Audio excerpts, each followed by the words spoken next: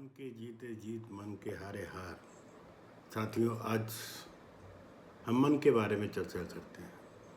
ये मन क्या है? मन का कारक कौन है? मन किसके कंट्रोल में रहता है?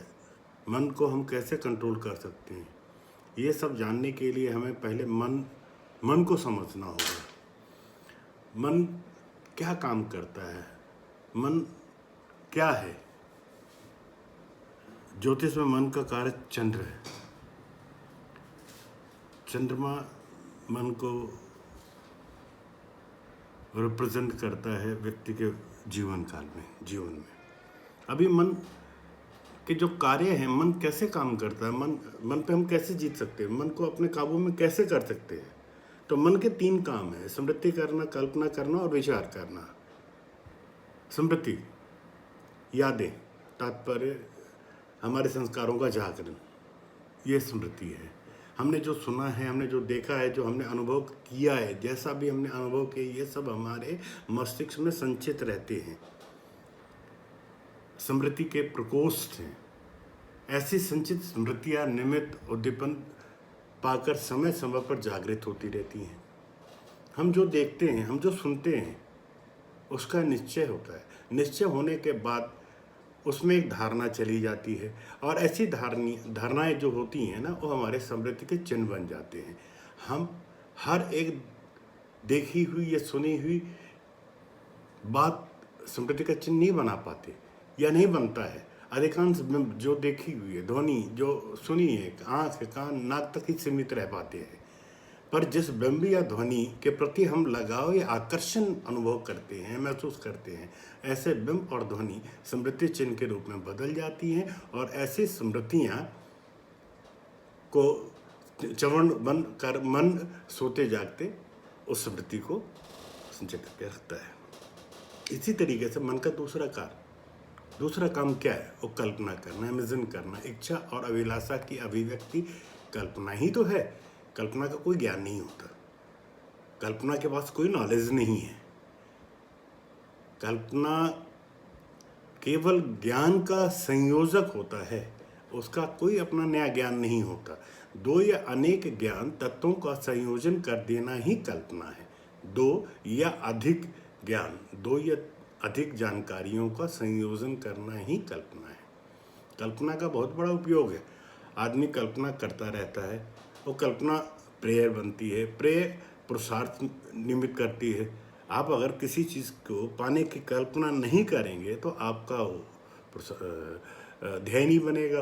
वैसे में जितने भी आविष्कार हुए हैं, जितने भी कहते हैं ना, जो आवश्यकता आविष्कार की जननी है, तो आवश्यकता कैसे बनी? कल्पना से बनी।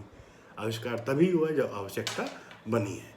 बिना आवश्यकता के कोई आविष्कार हो ही नहीं सकता। हमारे मन में एक विचार आया कि क्या हम उड़ के चल सकते हैं? ये कल्पना किया कि अगर हम आकाश मार्ग से हम उड़ें तो आकाश में उड़ के अगर हम जा सकते हैं, तो ऐसी एक कल्पना थी जो आज साकार रूप में हम देख रहे हैं। हम उड़ रहे हैं, एक प्रदेश से दूसरे प्रदेश पे हम हवाई यात्रा कर रहे हैं। कल्पना एक आविष्कार। किसी भी आविष्कार से पहले उसमें आविष्कार करता उस कल्पना में जीता है। जब कल्पना की सघनता संकल्प का रूप ले लेती है, कल्पना के साथ जब तक रूप नहीं रहेगी ना, तब तक वो चीज़ें हम डेवलप नहीं कर पाते। कल्पना का ही दूसरा नाम है या दूसरा रूप है, विकल्प बोलते हैं।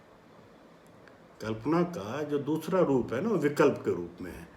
मान लीजिए कि मैं आज दुख में हूँ, पर सुख की अनुभूति कर रहा हूँ, महसूस कर रहा हूँ। मैं कल्पनाओं में सुख में जी रहा हूँ और दुखी हूँ, तो दुख मुझे किंचित मात्र नहीं परेशान करेगा। पर मैं बहुत सुखी हूँ, बहुत सुख में हूँ, लग्जरियस लाइफ जी रहा हूँ, परंतु मन से दुखी हूँ, कल्पनाओं में दुख को भोग रहा हूँ, तो सुख मेरे लिए प्यार कभी हो ही नहीं सकता। ऐसे हमारे पास जीवंत कई सारे एग्जाम्पल्स हैं, उदाहरण हैं महापुरुषों के, जिसमें कुंती उन्होंने दुख में जीने का वरदान मांगा था। मीराबाई हंसते हुए जहर का प्याला भी प्रभु के नाम के लेके और पी लिया प्रसाद के रूप में। उनको जहर भी प्रसाद ही लगा, मिठाई लगा। अब कल्पना का तीसरा जो तथ्य है वो है विचार। यह मन की वो क्रिया है, विचार मन की वो क्रिया है जो निरंतर चलती रहती है। किसी भी व्यक्ति के मन में शांत एकाग्रत होके भी बैठा है पर वो किसी न किसी विचार में निरंतर घूम ही रहा होता है। उसका मन निरंतर, उसके मन में कोई ना कोई विचार चलता ही रहता है और शब्द का व्यवहार उसका माध्यम है। आपके विचारों को अगर अभिव्यक्ति देनी है तो उसको शब्द का जामा पहनाना होगा। शब्द भी विचार हो सकते हैं, शब्द भी विचार हो सकते हैं और विचार का अर्थ विचरण और गतिशील होना भी है। इंद्रियां अपने अपने प्रतिनियम विषयों का ग्रहण करती हैं। जो हमारे इंद्रियां हैं वो अपने अपने प्रतिनियम विषयों को ग्रहण करती हैं और वो सारे ग्रहण हमारे मस्तिष्क में अंकित होते हैं। जो विषय गृहीत है और उनका निर्धारण करना, विश्लेषण करना मन का कार्य है। मन के विचार के बिना एक दूसरे से संपर्क स्थापित नहीं होता। इंद्रियों का काम संपर्क स्थापित करना नहीं है। आँख ने अगर सामियाने को देखा, किसी भी एक टेंट हाउस को, टेंट को देखा है तो उसने देखा, किसने देखा? आँखों ने। पर उस सामियाने को देखने के बाद में उसने दूसरा एक सामियाना देखा। अब यह निर्णय कौन करेगा कि कौन सा सामियाना आश्रम के रूप में देखा है या सामियाना बेहतर है और या ये बेहतर है? ये आँख ने आकार को पकड़ लिया। सामियाना का जो तुलनात्मक अध्ययन करना या विश्लेषण करना, निर्णय करना, वो मन का काम है कि अमुक सामियाना आश्रय की तरह था, यह अमुक सामियाना उससे भिन्न और बेहतर था। कहने का अभिप्राय यह है कि आँख का काम आकार को पकड़ लेना। जो सामियाना का तुलनात्मक अध्ययन किया और विश्लेषण करना निर्णय का और मन का काम है। संपर्क का सूत्र मन है, यह ठंडा है या गर्म है, यह निर्णय इंद्रियों का नहीं है, मन का है। बिंबों, ध्वनियों और क्रियाओं का परस्पर जोड़ना या जोड़ने का काम मन का है। अतः मन को जीतने का अर्थ जो हम अभी चर्चा कर रहे हैं कि हम अपने मन को कैसे जीतें। मन को जीतने का अर्थ क्या होता है कि स्मृतियों का नियोजन करना मन की पहली जीत है। जो भी हमारी स्मृतियां हैं उनको नियोजन करना मन की पहली जीत है। सतत स्मृतियों का अभ्यास, एक ही स्मृति पर दीर्घ काल तक टिक जाना मन पर विजय करना है। मन का कार्य स्मृतियों को सतत बदलते रहना। वह एक स्मृति पर नहीं टिकता। जब भी हम एक स्मृति पर दीर्घ काल तक टिके रहने लग जाते हैं तब मन का कार्य गौण हो जाता है, गुम हो जाता है। वह अपने चेतना पर प्रभुत्व स्थापित होता है।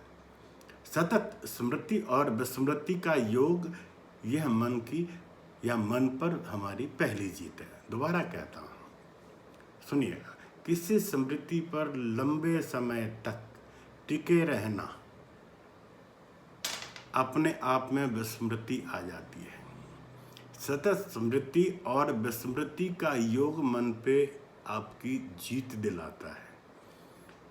जैसे महाराज रुक समाधि के समकक्ष बैठकर दीर्घ समय तक केवल महाराज या अपने आराध्य का स्मरण करते ही रहना या करते रहने को पूर्ण विस्मृति अर्थात वो शून्य में चले जाते हैं।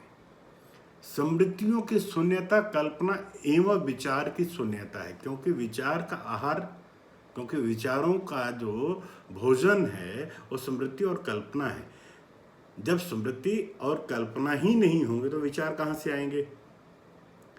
एक वाक्य में इस बात को समझाने का प्रयास करूंगा। स्मृति, कल्पना एवं विचार का नियमन ही विजय मन पे है। स्मृति, कल्पना एवं विचार पर नियमन ही मन पर जीत या मन पर विजय है।